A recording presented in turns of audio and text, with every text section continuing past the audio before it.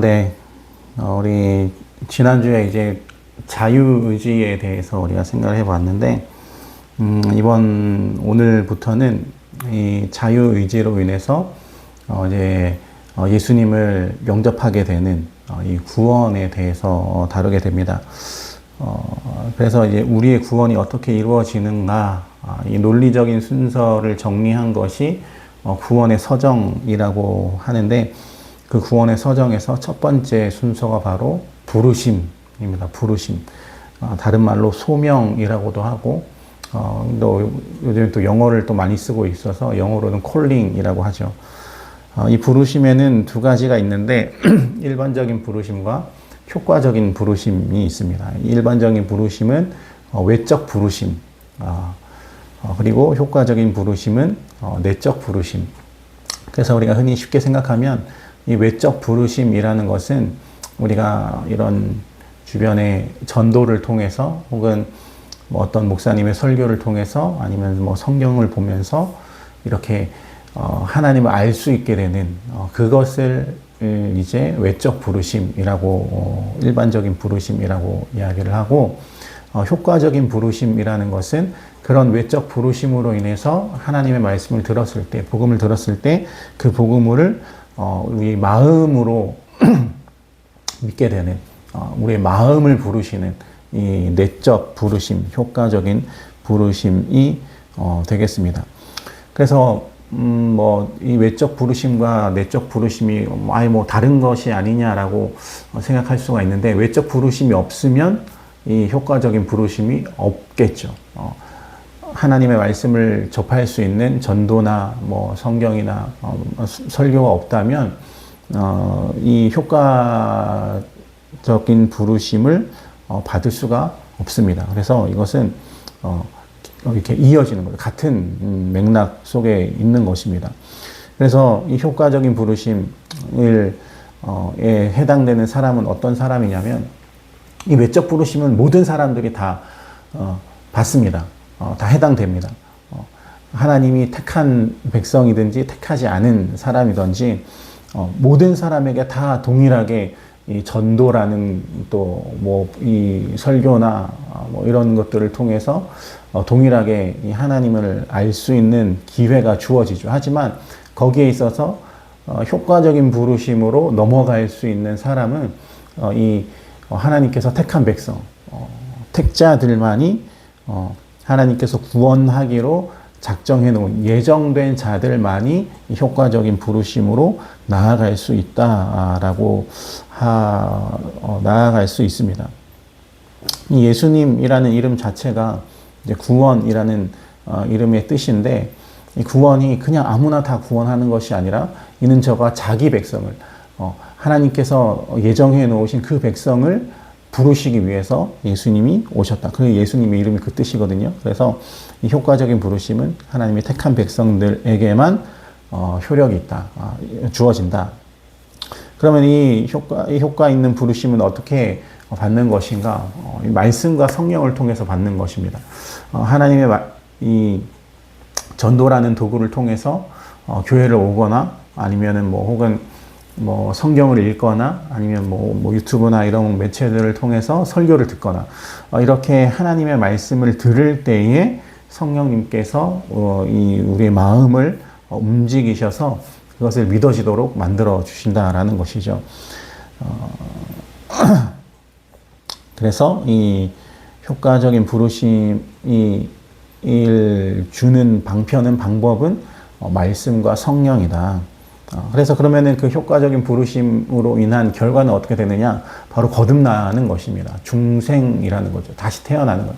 죄로 있었던 우리는 죽고 다시 태어나서 하나님의 은혜를 누리는 그런 존재로 다시 태어난다라는 것이죠. 하나님을 전혀 모르고 살다가 다시 태어나서 하나님을 알 수 있는 존재로 나아간다라는 것입니다. 자, 이것이 이제 10장 1항에 대한 내용이고, 그러면 2항으로 넘어가서 그러면 이 구원이 어떻게 이루어지는 것인가? 이 효과적인 부르심이라는 것이 그러면은 인간의 어떤 그런 노력이 들어갈 수 있는가? 이제 그런 이슈들이 많이 있거든요. 하나님이 단독적으로 하는 것이냐, 아니면 사람과 하나님이 협력해서 신인 협력이라고 이렇게 단어는 사용을 하는데, 하나님과 이 택자의 협력으로 이 효과적인 부르심이 이루어지는가라는 그런 이슈들이 아직도 있습니다. 하지만 우리는 잘 알고 있죠. 이 효과적인 부르심은 인간의 어떤 그런 것에 들어가는 것이 아니라 하나님의 단독적인 사역이고 하나님의 단독적인 역사입니다. 그래서 예를 들어보면 하나님이 이 사람이 우리가 이제 신앙 고백이 중요하다라고 하는데, 이 사람이 신앙 고백을 통해서 이 사람을 구원한다. 이것은 말도 안 되는 이야기입니다. 이 사람의 신앙 고백은 지금은 내가 이렇게 신앙 고백을 하지만 나중에 이게 또 어떻게 바뀔지 모르거든요. 왜냐하면 인간은 죄인이고 연약한 존재이기 때문에 하나님을 고백하는 이것이 입으로는 고백하지만 진짜가 아닐 수도 있고, 그렇기 때문에 이 효과적인 부르심이라는 인간의 구원이라는 것은 인간의 그 어떤 것도 들어가지 않는다라는 것을 지금 계속 이제 이야기를 하는 것입니다. 하나님의 단독적인 역사이다 라고 이야기를 하는 것이고, 그렇다면 이제 제가 여기도 적어놨는데, 그럼 유아들은 어떻게 할 것인가? 우리가 이 효과적인 부르심은 외적 부르심이 꼭 필요하다라고 했는데, 아기들은 뭐 말을 알아들을 수도 없고 글을 읽을 수도 없고 어떤 것도 할 수 없는 이 아기들은 그럼 어떻게 되는 것인가? 그럼 복음을 듣지 못했기 때문에, 복음을 들어도 이해하지 못하고 알아듣지 못했기 때문에 구원을 못 받는 것인가? 라는 질문이 있을 수가 있습니다.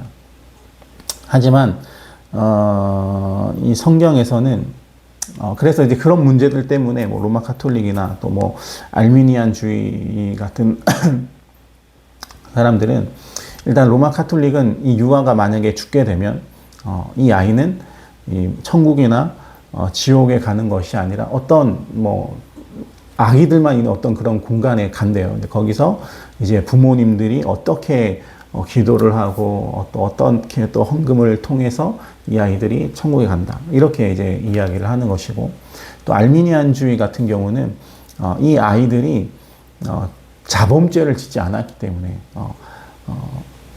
이 죄를 짓지 않았기 때문에 이 아기들은 모두 다 구원을 받는다, 이렇게 주장을 합니다. 하지만 이것은 비성경적인 주장들이죠. 구원의 핵심은 아까도 얘기했지만 하나님에게 있습니다. 하나님의 언약에 따라서, 하나님이 약속해 주신 그 언약에 따라서 구원이 이루어지는 거예요. 인간의 개인적인 그런 신앙 고백이나 인간의 어떤 그런 착한 일을 많이 해서, 헌금을 많이 해서 그런 것이 아니라 하나님의 언약, 하나님이 예정하신, 하나님이 선택하신 사람들이라면, 아이들이라면 그 아이들은 구원받는 거예요. 구원받습니다. 우리가 알 수 없는 방법으로, 우리는 이해할 수 없겠지만 성령님께서 그리스도를 통해서 그 아이들을 거듭나게 하시고 구원받을 수 있도록 만들어 주시는 거죠. 이것은 우리 인간이 어떻게 뭐 말도 안 되는 이야기네, 뭐 이해할 수 없는 내용입니다. 왜냐하면 우리는 그냥 그래서 성경에서 이야기하는 것들을 우리는 믿을 수밖에 없는 거니까. 하나님께서 이 택한 백성들만 구원하신다라고 하는 이 예정에 따라서 이것이 이루어집니다. 그래서 이 유아가 복음도 듣지 못하는데 이 아이들이 어떻게 구원을 받을 수 있을까? 이러한 고민은 우리는 할 필요 없고, 사실 또 뭐 그런 유아들뿐만이 아니라 그런 이제 지적 장애를 가지신 분들도 계시잖아요. 말을 잘 들을 수 없고 이해할 수 없는 그런 상태에 있는 사람들도 동일하게 이런 내용들이 적용이 되는 것입니다. 그러면 이제 그것도 하나님이 택한 백성들 안에서 이루어지는 것이고, 그러니 효과 있는 부르심에 제외되는 자들이 있다라고 하는 내용이 이제 그 다음 내용이죠. 사항의 내용인데, 아까도 설명드렸듯이 이 외적인 부르심은 누구에게나 다 이렇게 공평하게 적용이 됩니다. 하지만 이 효과적인 부르심을 으로 나아가지 못하는 사람들이 있거든요. 하나님이 택하지 않은 사람들이죠. 그런 사람들은 아무리 자기가 그런 신앙생활을 열심히 하고 교회를 열심히 다니고 정말 최선을 다한다 하더라도 이 구원을 받을 수 없는 거죠. 너무나도 안타깝지만 그러한 교회 생활과 신앙 생활이 진짜가 아니다라는 거예요. 우리가 이제 뭐 설교 때도 그런 얘기들을 많이 하지만 개인의 욕심을 위해서 내가 다른 사람들에게 어떻게 보이느냐를 위해서 열심히 하는 사람들이 분명히 있거든요. 그런 사람들은 뭐 우리는 잘 알지 못하지만 뭐 결정을 이렇게 단정할 수 없지만 구원을 못 받았을 가능성이 큽니다. 하지만 그것을 우리가 판단할 수 있는 것은 아니고 하나님께서 다 할 수 있는 것이죠. 그러면 이제 이런 외적인 부르심을 받고도 거절하는 사람들이 있고, 그런 사람들은 당연히 이제 구원을 못 받겠죠. 거절하는 사람들이 있고, 외적인 부르심을 받고도 받고 교회 안에 와서 말씀도 듣고 열심히 신앙생활을 하지만 그 생활 속에서, 그 교회 생활 속에서 내적 부르심을 받지 못한 사람들, 결국에는 이제 택한 사람들만 구원받는 것이고 택하지 않는 사람들은 구원받지 못한다, 이 이야기입니다. 그러면 이제 또 그런 질문들이 있을 수 있습니다. 그럼 옛날 사람들은 어떡하냐? 우리나라에 복음이 들어온 게 이제 100년 전인데, 그럼 그 이전의 사람들은 어떡하냐? 예를 들어서 뭐 이순신 장군 같은 경우, 뭐 세종대왕 같은 경우, 정말 훌륭하고 좋으신 분들인데 그런 분들은 복음을 듣지도 못하고 지옥에 가는 건 너무 억울하지 않느냐? 뭐 이렇게 이야기하는 사람들이 많이 있지만, 그래서 성경에 보면 이렇게 되어 있죠. 제가 적어놨는데 로마서 1장 21절에 보면 하나님이 이미 모든 피조물들을 통해서 마음껏 하나님을 나타내고 계세요. 일반 계시를 통해서 나타내고 계신다라는 것이죠. 하지만 일반, 지금 전화가 와서 잠깐 헷갈리는데 나타내고 계신다. 그래서 이 인간의 입장에서 그 충분히 나타내시는 그 하나님을 죄 때문에 알지 못하거든요. 알지 못해요. 그러니까 이것은 뭐 그럼 하나님 너무하신 것 아니냐, 그런 것이 아니라 인간의 죄 때문에 모르는 것이기 때문에 여기에 대해서 우리는 핑계할 수 없다라는 것이죠. 분명한 것은 예수님을 믿은 자만이 구원을 받는 거예요. 예수님을 믿은 자만이 구원을 받습니다. 그래서 그 옛날 사람들, 뭐 우리가 알지 못하는 방법으로 예수님을 믿었을 수도 있지만 지금 우리가 생각하는 생각으로는 구원 못 받았을 가능성이 크다. 하나님은 그런 것까지 다 계산하셔서 이런 작정과 예정, 하나님의 모든 계획 안에 있는 것이기 때문에 우리가 그것을 생각을 해야 됩니다. 이렇게 이제 부르심이라고 하는 것을 우리가 오늘 생각했는데, 뭐 여러 가지 많은 내용들을 했지만 기억해야 될 것은 딱 두 가지인 거예요. 외적인 부르심, 내적인 부르심이 있다. 우리가 외적인 부르심을 통해서 교회를 왔고 교회의 말씀과 성경을 통해서 우리가 내적인 부르심을 받았다. 그렇기 때문에 우리가 이 내적인 부르심을 받은 자로서 예수님을 믿는 그 믿음의 고백, 신앙 고백을 우리가 확실하게 해야 되고, 또 그렇게 믿음이 있는 모습으로 우리가 신앙생활 해야 한다라고 하는 것이 되겠습니다. 오늘 좀 길게 됐는데 이 내용을 좀 이렇게 공부하시고 좀 더 이렇게 아이들에게 잘 이렇게 설명해 주시면 감사하겠습니다.